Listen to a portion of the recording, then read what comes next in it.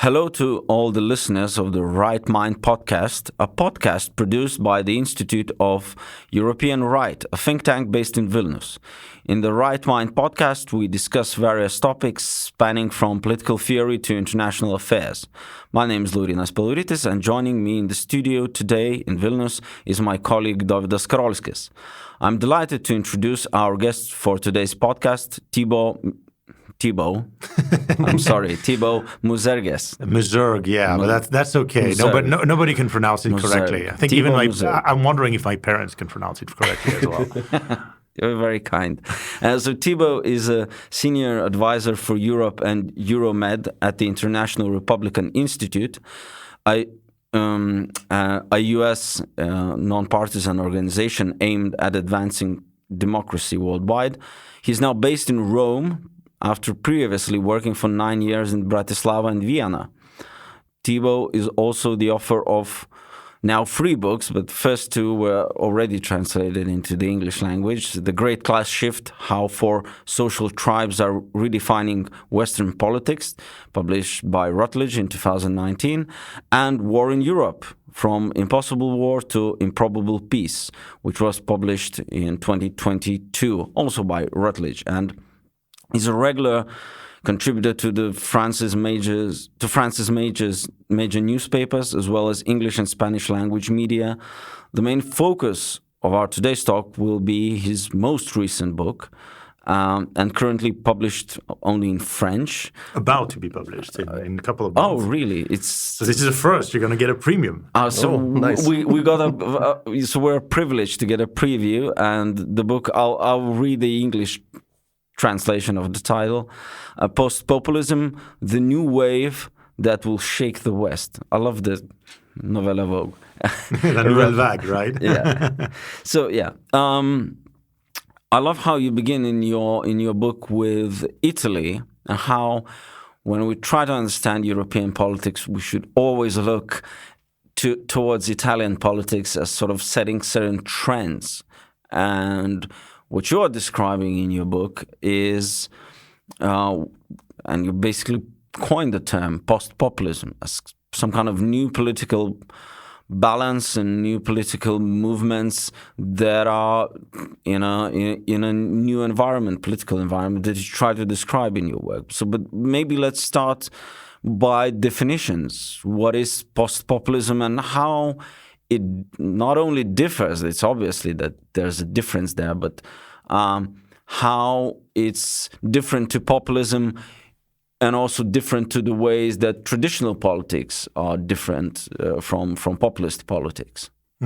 So I think, it's difficult to define post-populism. And post-populism by the very, not definition, but the very wording means that it comes after populism, right? It's an attempt.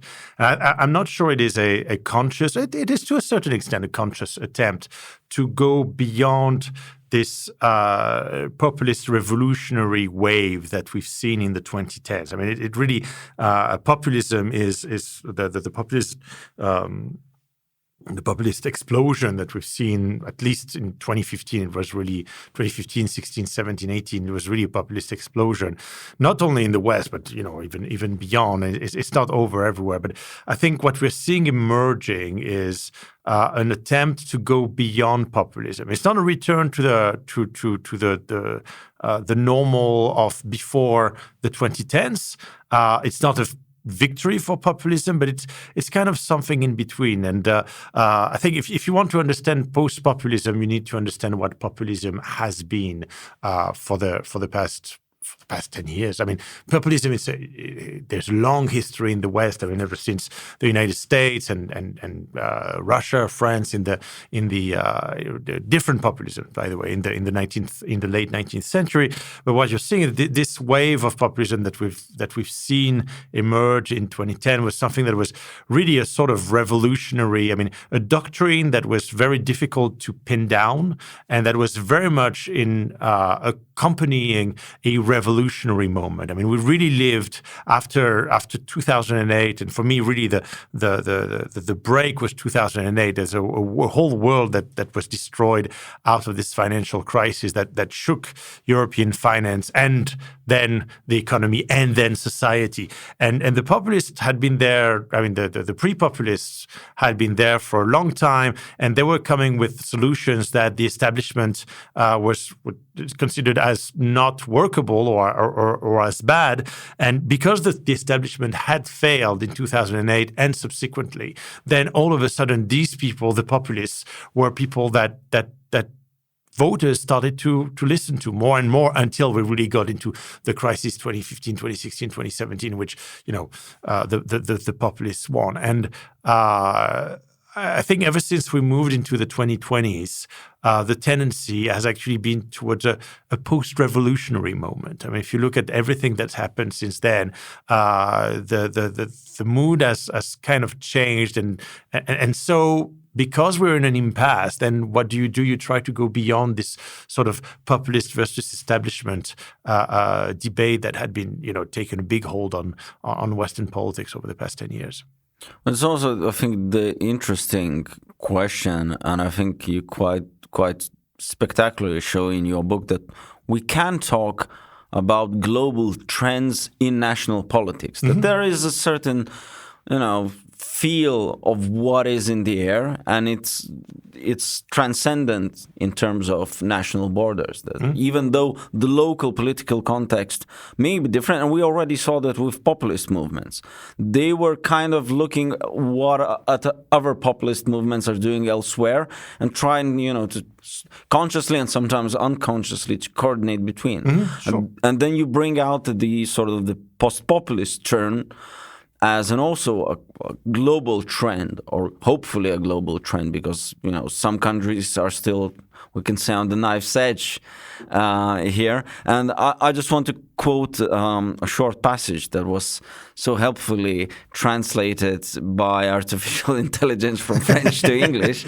It does wonders, right? Yeah, it really does wonders. So, and you write, or the artificial intelligence translates your writing as such, I quote, "In the United States, as in Italy, Lithuania, and the Czech Republic, the establishment's takeover is not taking on the appearance of a counter-revolution, both because the elites are unable to do so due to the populist persistent popularity in the polls, but also because a large proportion of them have clearly understood that a return to the past is no longer possible. So there is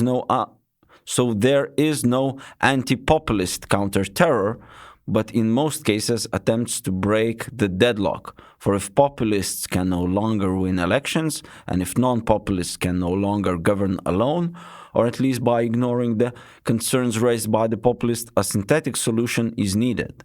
This is how post-populism gradually takes shape." A very Hegelian thesis. Sort of, yeah. Read that translation. The translation, I have to say that I'm impressed by the translation. It's very good. I think the translators, people who work in the translation sector, are definitely worried about the future of their jobs. Yeah, I think if you look at, let's walk away from the United States or the Czech Republic for different reasons. Let's focus on Lithuania. We're in Lithuania here. This government, which I would say is on its way to post-populism, because it beat a populist prime minister last time round, so it was kind of we're into this sort of counter-revolution, so to speak. But this is a government that built a wall at its border with Belarus. Didn't do it, wasn't very happy about doing it originally. I think the debates when this came in were very, very positive, but it resolved itself to build a wall. And now if we would have had this conversation 10 years ago, right, before Donald Trump, the very idea of building a wall in Europe would have been complete anathema, right? Because the wall, the reference was the Berlin Wall. So I think it shows. I think Lithuania is actually a very good, and this particular episode, let's say, of public life in Lithuania is actually very telling of where we're at. You know, when you want to see trends in politics, the best way to do that is to look at where we were a long time ago and where we are now, and that's where you see really all of the path that has been taken for the better and for the worse. And, you know, I know that some people will say like building a wall is a horrible idea and all that. I get that. I'm not a fan of building walls. I'm not being paid by the construction sector, so I don't have beef in that. But this is the reality now. Now it has become somewhat, I wouldn't say mainstream, but it has become acceptable to build walls among other things, right? So you can say that this is a victory of the populists, but you can also say that, you know, the circumstances have changed and policies are changing with that. I think it tells us more about how wrong we may have been 10 years ago, or our failure to anticipate these movements, which has given actually the room for populists to get into politics and to win votes. I think it tells more about that rather than about us becoming horrible people. But is it something like internal processes that have upper hand, or are those exoteric processes for global affairs, or I don't know, Russia's aggression as you see that, or is it something like, oh, that's part of Lithuanian political mentality that awoke in such a situation? No, I don't want to overstate my case. And, you know, I mean, Lithuanian politics is very specific, just like Estonian politics, like Italian politics. I mean, every politics has its specificities. But, I mean, I focus on the West because there is a certain unity, a certain cultural unity, including from both sides of the Atlantic, with Canada kind of being Canada and Britain being kind of in between. And Poilievre is actually in the Conservative Party of Canada, is actually a very, very interesting example. But I think, I mean, it is interesting because what you're seeing is there are national characteristics. I don't want to quote the Chinese Communist Party, but there are national characteristics, but they are part, and the debates are different. I mean, if you look at the post-populism in Italy on social issues, it's much, much more conservative, including on abortion, on gay rights. It's much, much more conservative than let's say the post-populism of the Sweden Democrats, for example. So, you know, there are national characteristics, and the move is happening at different moments depending on the circumstances in different country. But I think we're seeing a general emergence of this trend. I mean, the laggards right now, interestingly enough, I would say are Germany and France and potentially the Netherlands, while countries like, again, Lithuania, the Czech Republic, Italy, Sweden are kind of, you know, riding in front of the wave, in front of everybody else. Oh, well, another thing, I think you rightly point out the shift in public discourse in politics is like, for example, in 2015, 2016, on migration, there was a very clear division of what populist politics, especially to the right, look like, and what not populist politics, you know, more to the conservative center or liberal center look like. It's for open borders, human rights, so on, so on, so on. And that has shifted. But in a way, we could probably say that the populists, well, what they did, they very quickly identified certain, pressure points that the society feels a lot better than traditional political parties did. Yep. And so they identified a vacuum, basically. They identified a vacuum between what the political parties were saying and doing and what the people wanted. And there's this wonderful phrase by Francis Fukuyama, who I don't think you can accuse of being a populist. Fukuyama was saying that populism is the label that is given to politicians given to policies that the people like, but that the elites dislike. My words, not his. I mean, the exact quote is much better phrased.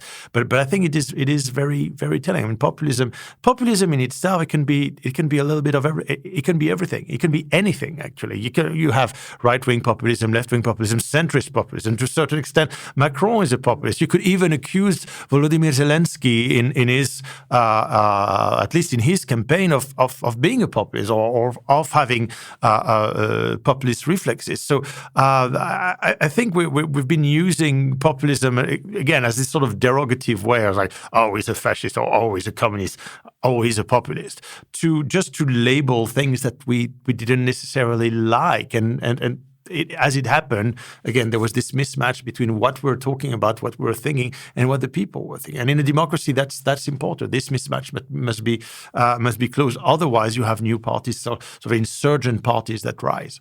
But that's not only rivalry against experts, but as well against center-oriented political parties. Because, for example, Pierre Manot was saying like 10 years ago that we are having currently the duel between populists and center ideologies. Yeah, I think this is a false debate, to be honest, because, when you are in revolutionary times, right, the moderates are the force of conservatism.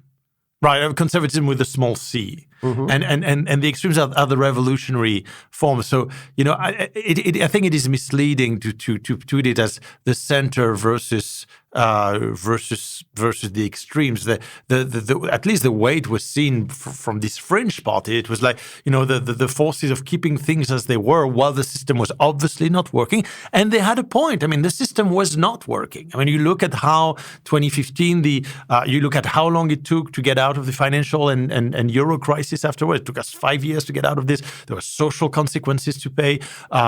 Countries in Lithuania, Latvia, people were left on their own to fend for themselves.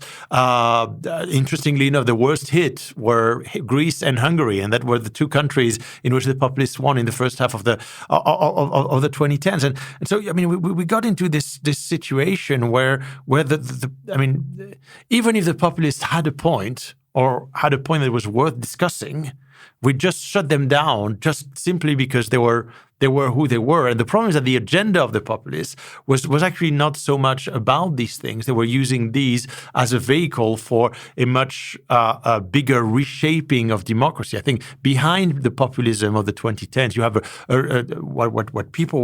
these people were thinking of a total change in the way, a regime change in many ways. I mean, we're all either going to replace representative democracy, we're going to replace representative democracy either by a system in which there would be a direct sort of relationship between the leader / the party and the masses, kind of brings us back to the 1920s and 1930s.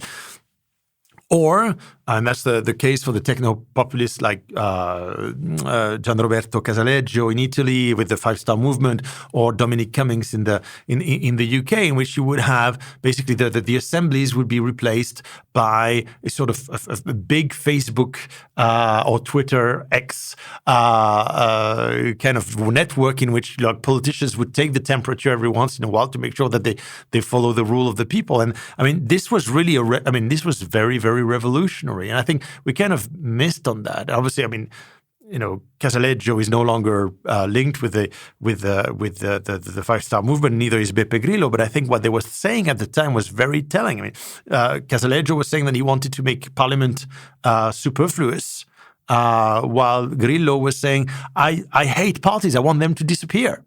So parties, parliament. That was what was at stake, at least in European populism, a sort of defiance towards parliamentary democracy, and the idea that we're going to replace that by a more direct mode of democracy, whether that direct mode of democracy is this relationship with the leader or this more participative kind of democracy. Interestingly enough, this is something that you found in Occupy Wall Street. So on the far left, you had that discourse, and on the far right as well. The first party that went just like the Five-Star Movement to implement sort of like the Rousseau platform, which was the online tool that was used to implement direct democracy in the Five-Star Movement, was actually Salvini's Lega with La Bestia. So I think it's very telling. We need to be careful. To get back to your question, I think we need to be careful of these divisions. The division was thought by us as the centrists versus the populists, or the educated people versus the weirdos, the crazy, or however you want to call it. But from another perspective, it was not that. It was the populists, the people versus the establishment. right?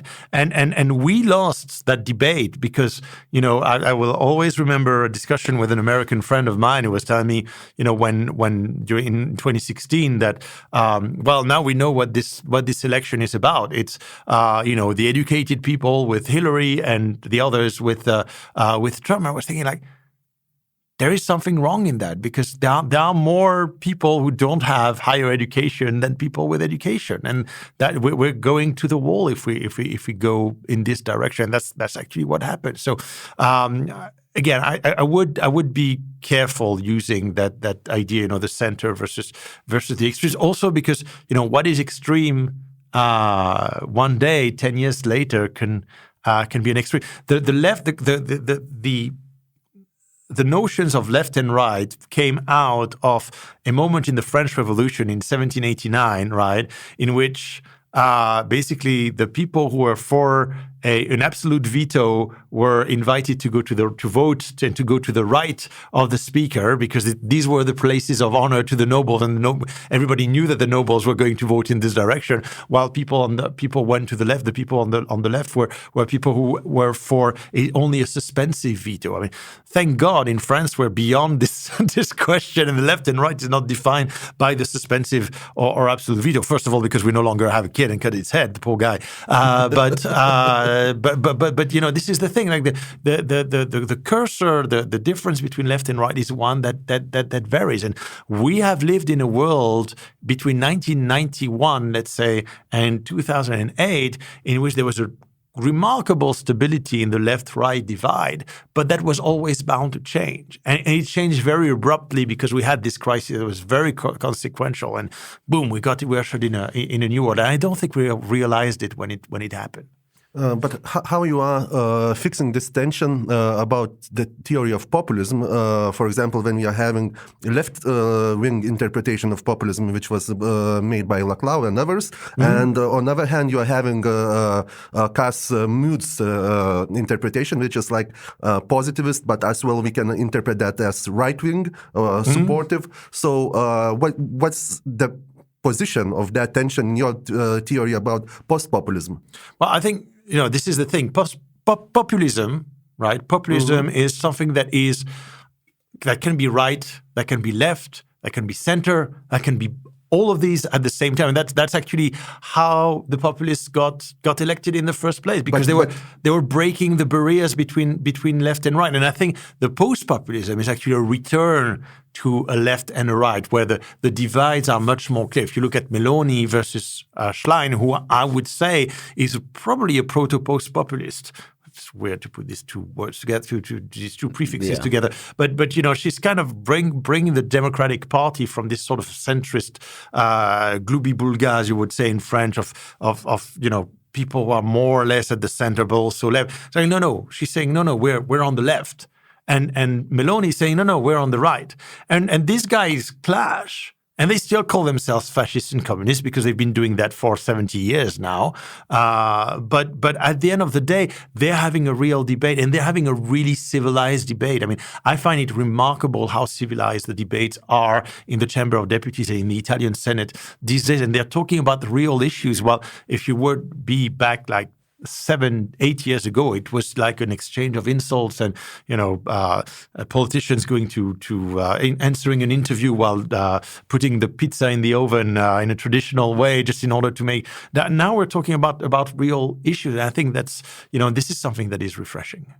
Well, yeah, I think that's also a big trend that is necessary to happen, because in the sense that if we look at the reaction to populist movements, since one part of the post-populism would be to react at the questions that are being raised and to find more creative answers than the populists can, because the populist answers are very enraged and will do something about it very angrily. It's usually lacks quite substantive, or it's so radical that it's basically impossible to, put into any sort of meaningful action. And then you say resentfully, oh, well, at least we tried, but we failed. But people don't really fall very long for that kind of motion. You need sort of sustainable, actionable political answers to real problems. But another thing that was, and that's the media's reaction, especially in the West, to election, Giorgia Meloni becoming the prime minister of Italy. Oh, she's a fascist. Italy is becoming a fascist state, and so on, so on, so on. And then as time passes, everyone sort of needs to roll back on their there's very no black position. shirts, no black shirts roaming in the streets of Rome or Milan. Only when there is an AC Milan game, maybe. But when they take out the red after that. Yeah, so exactly. That's, I think, was very pernicious of the politics of the 2010s. That, I'm not going to sit in a room with these people. We're not going to shake hands. We're not going to talk. There's nothing to talk about. All of them are idiots. Now you're saying, well, they are idiots, but someone should talk with them, or I hate them, but there is a question that I need to solve. And I think a lot of, even looking from practical, I think the journalists are the last to catch on to this. I think parliamentarian politics... I don't want to be too bad to the journalists. I have a book to sell now. Yeah, but I'm very critical of the media often, but I think parliamentarians started learning the hard way, very practically. If you need something to get past, the parliament, you need to go around and talk to people. It's not enough to write on Facebook. Well, some politicians still think, the Lithuanian liberals still think that it's enough to write on Facebook and Twitter, we're advancing this human rights bill and it should pass because we're great, but they fail to do the rounds, walking around the corridors of the parliament, and they fail every time. But I think in time, the politicians are starting to learn and to pick up that we should leave some margin where we talk with our opponents, and same should, I hope it will spread to the media. Yeah, no, and I think it's one of the lessons, it's one of the lessons of the past few years. I mean, people are exhausted right now. People are exhausted of the politics. They're exhausted of the divisions, even though they are very divided. I mean, we've come into societies that are much more divided, and because also they are much more diverse than they were before. I mean, it's interesting that the people at the center, the centrists, the very people who have promoted diversity for the past 25 years, are all of a sudden against diversity when it doesn't suit them. And vice versa, right? I mean, there's a great hypocrisy that you're seeing it right now on American campuses, right? With on university, like, people change places and all that. But I think we are relearning to be tolerant of each other. That, we might have very, very different opinions, and we may think that we are absolutely wrong and that the other's ideas are dangerous, but that doesn't mean that we shouldn't debate it. And I think that's, the risk that we have with people like Giorgia Meloni or the Sweden Democrats, or people further on the left, like I'm thinking of François Ruffin, for example, in France. If we close all of the possibilities of dialogue, whether it's far right, what we call far right, far left, with the knowledge, right, that the cursor goes left and right. If we close every possibility for debate, then we're going to have a much nastier political discussion, because nobody will listen to each other anymore. And I think it's, it is really a risk for our societies today to go into this. The social media already closes us into our preferential bubbles. If we don't move to the others, if we continue saying like, anathema to these guys, this guy, I don't like him, is anathema to me, then we're going to get into huge trouble. I mean, that's how the religion war started, right? I mean, people throwing anathemas at each other and people not talking to each other anymore. Another thing I would like to talk about in terms of populism, for example, in Lithuania, the radical populist parties or populistic ideologues, they're very much focused on the history, historical issues, the past. And they sort of talk quasi-nostalgically about historical scenarios that did not happen. So I would term it, on the right, it would be revanchism, for a past that didn't happen. So they will tell Lithuania is a failed state. When joining to NATO and EU, we lost our sovereignty and blah, blah, blah, like that. But on the left, there's also a sort of quasi-nostalgic narrative, which I would call revisionism, but without an alternative. They say, well, neoliberal 90s shock therapy, it failed, the transformation was miserable, the cost was too high, and so on and so on. But if you would look at any other countries that tried not a drastic transformation, they fared much worse. Estonia did the most radical transformation into market economy and so on. Quite a libertarian one, especially in the early 90s. And they are the most successful now. Countries like Belarus and so on, they dragged on as far as possible, and they're not even democracies anymore because of that, I would argue. So, but how do you see more broadly in the West this sort of framing of questions that not about the present and not about the future, but about the past. Yeah, about the past in history.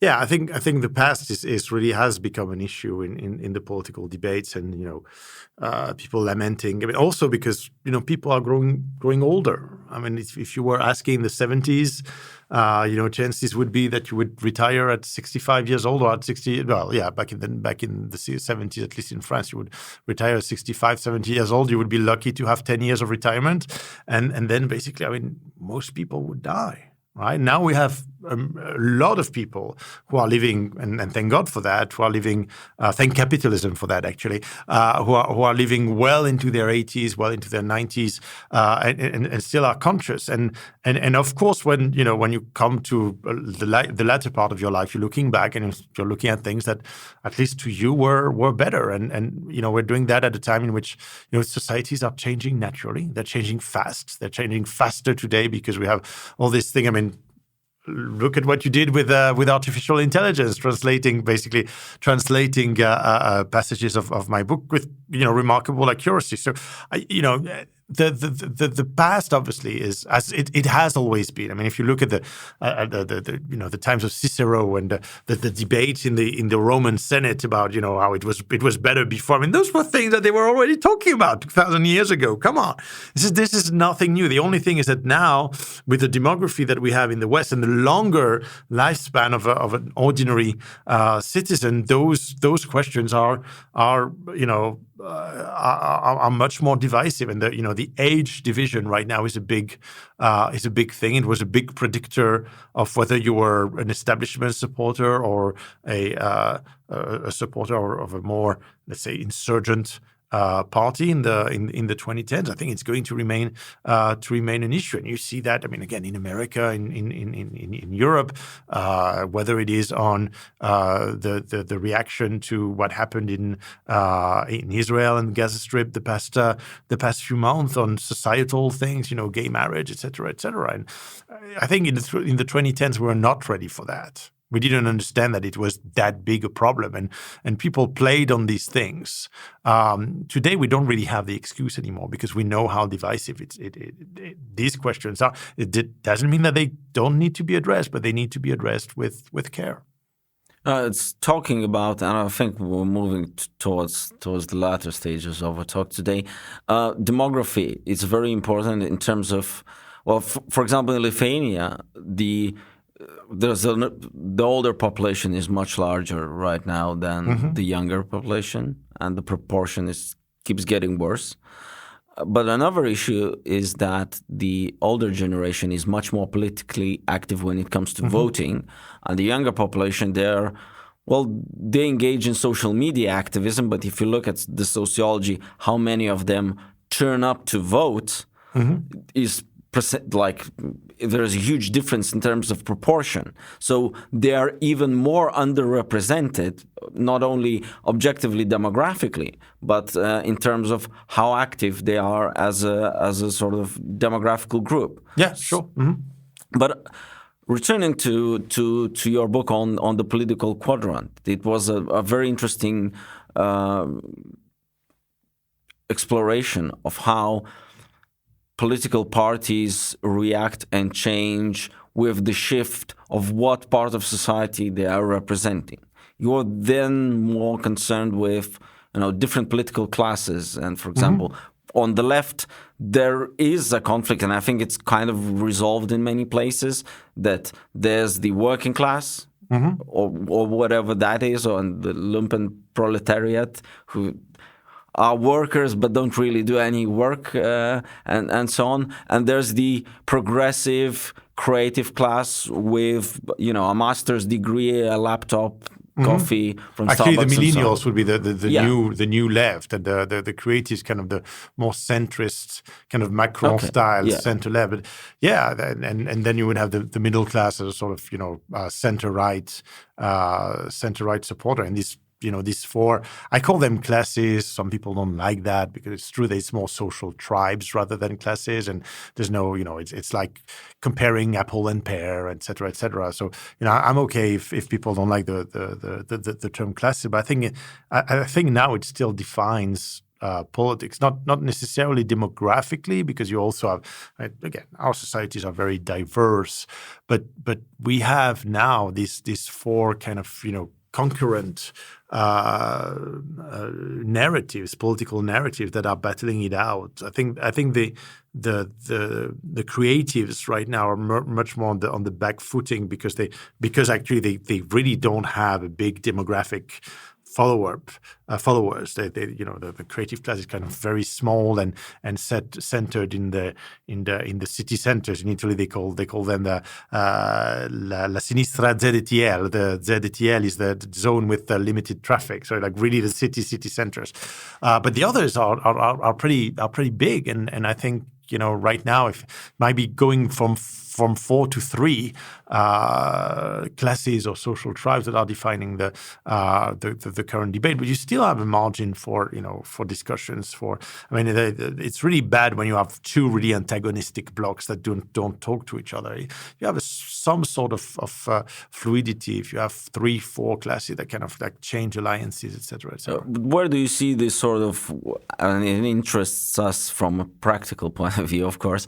Where do you see that the sort of moderate conservative center-right parties should be moving in addressing these big shifts? Yeah, I think it always, things always change, right? And I think for a while the grand alliance was, so to speak, the grand alliance between the creative class and the middle class, which is the most numerous. And I think these days, with the return of a left-right divide, we are getting more into the Swedish model or the Italian model, in which you have a right, which includes then the working class that is governing, versus the left that will be what remains of the creatives, the millennials, and more demographics that will be there. Plus, sometimes some of the middle class, the ones that live near in the suburbs that are near the city center and kind of share this kind of ideology. I think where we're getting back. The great class shift was looking at politics from a demand perspective. The post-populism looks more at the supply, right? Supply side politics, so to speak. And I think now with the return of left and right, we're getting back to more something that looks like more antagonistic bloc, even though there couldn't be some fluidity. You never know. Okay, so it's quite the addressing finger towards the question I was asking about Casmud and Laclau and their two different populisms, because as I understand, you are trying to be more centered on political landscape, which is kind of sociological landscape, but you are not that much, and I believe that's your kind of goal, to stay away out of this kind of too theoretical, too philosophical inquiry into what's the populism, to explain what's the post-populism. Yeah, well, I think, there are people who are professors at university and who do a much better job than me at doing the theory and the philosophy and all that. What I want to do is to try and and show I'm a practitioner, right? I started my career. I was an advisor in the Conservative Party in the UK. I worked for the campaigns of Nicolas Sarkozy and his party, the UMP, back in the late 2000s. So my point of view is really, and I've been traveling around Europe and trying to make sense of what's going on in Europe and also across the Atlantic for the past 12, 13 years now. And I think it's important that we, that we have also this voice, not only the theory, but also trying to grasp what is going on. And once again, my first book was really about the demand, like the changing demand from the electorate. Well, here I'm looking more at what the politicians, not the theorists, but the politicians have come up with as an answer, because it is clear that with COVID has been a game changer. It has really changed, between other things, the way we look at China, but also when you put people, when you force them to stay between four walls during almost 2 years, then it changes. It does change the character. It does change the public mood. We've had Brexit, which has shown that populist politics, even decent populism, the decent populism of Boris Johnson, it was not the populist populism of Farage. It was still Boris Johnson. Even that was not, it was not a panacea. Or at least it didn't, resolve like with a magic wand all of the problems. We've obviously had the events in the capital on January 6, 2021. Most importantly, I would say we've had the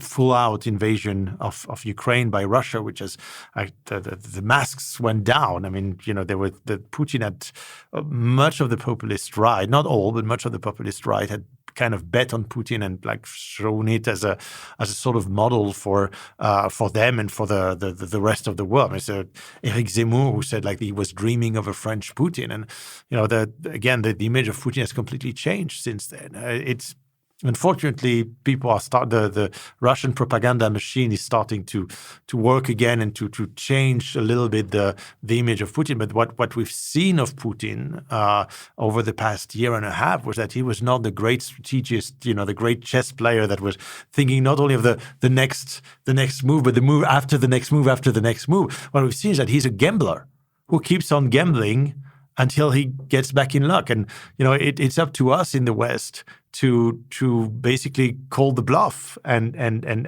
play at his bluff. But we really need right now to get our act together if we want to keep this image and to get in a dynamic towards post-populism. But we should see kind of two layers intermerging on some of political action. There's some kind of institutional electoral layer, and another is, I don't know, we can merge that with Pierre Rosanvallon's theory about counter-democracy, that, for example, public action or action in social media, I don't know if Rosanvallon would support that's counter-democracy as well, but for example, say those two, public action and action in social media, those are kind of on different scale. As Laurynas mentioned, millennials, they are more trying to be acting like, as someone's who are seen publicly, and those generations who are more into the I don't know, passive kind of formal political actions, they are kind of still ruling our political systems. So your book is giving a lot of answers on first level, that formal electoral, but still, what about the second level? And speaking of those who are not that much into traditional ways of political action. Well, I think they're going to have to get into the traditional ways of doing politics, because the new stuff that was supposed to revolutionize politics. I'm not saying that being active on social media doesn't work. It does change things, and we saw that on Tahrir Square, et cetera. But I think the experience of the past 10 years has actually shown that, you could try to replace political parties by something else, but it doesn't work. I mean, Italy is a very good example of that. They tried to replace, again, Beppe Grillo, I want all the parties gone. I want to make parliament superfluous. That was Casaleggio. And the reality is that, at the end of the day, the Five Star Movement has had to become a real party, and it has had to play the parliamentary game. So, of course, we don't do politics anymore the way we did before social media. And politics has to be on social media. And there have to be discussions on social media. And we need to learn to master the tool of social media. And we need to learn also to talk with other people that do not share our opinion on social media in a way that, doesn't end in defriending or unfollowing or blocking or blocking the other. There's no doubt about that. But I think again, the revolutionary mood in which with social media, everything is going to change, etc. I think that's gone. Now we're kind of going back to basics. Again, we're not going back to the status quo ante. We're going back to another stage. But as I understand, you are having a certain kind of Habermasian trust into the rational talk, rational communication, and that people might reach some consensuses on different levels. So what's your optimistic arguments for that we can still be rational and find some midpoints? Yeah, I think here we get to the heart of the problem. I think and this is something that is very European as well, because our European Union is all about consensus. Mm-hmm. But sometimes too much consensus is bad. And not enough consensus is bad as well, right? Because if you are too divided, then you can't decide on anything. But if you have too much consensus, the fringes are going to get bigger. And I think that's the lesson from the populist explosion of the past 10 years, that we had, grown into a sort of very convenient and comfortable status quo that arranged the elites, and that ordinary people were not necessarily satisfied with, and that fueled the rebellion that came to define the past decades. And now I think we've got a second chance. Let's say the establishment got a second chance with everything that has happened over the past 2-3 years.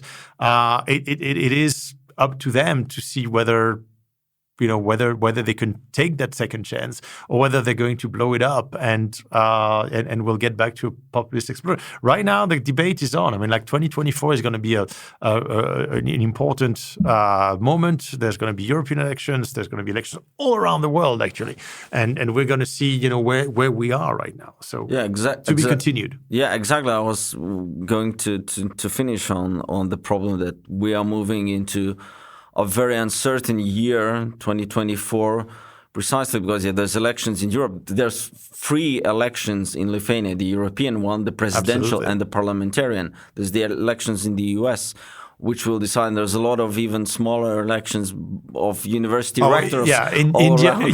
There's also India, Indonesia, Mexico is going to vote. I mean, South Africa is going to vote. It's going to be a huge voting year all over the world. But also what I see from the media, that Russia, for example, even though it is in a weakened state, but exactly their propaganda machine, they're trying to project power and confidence that sanctions have no effect on us.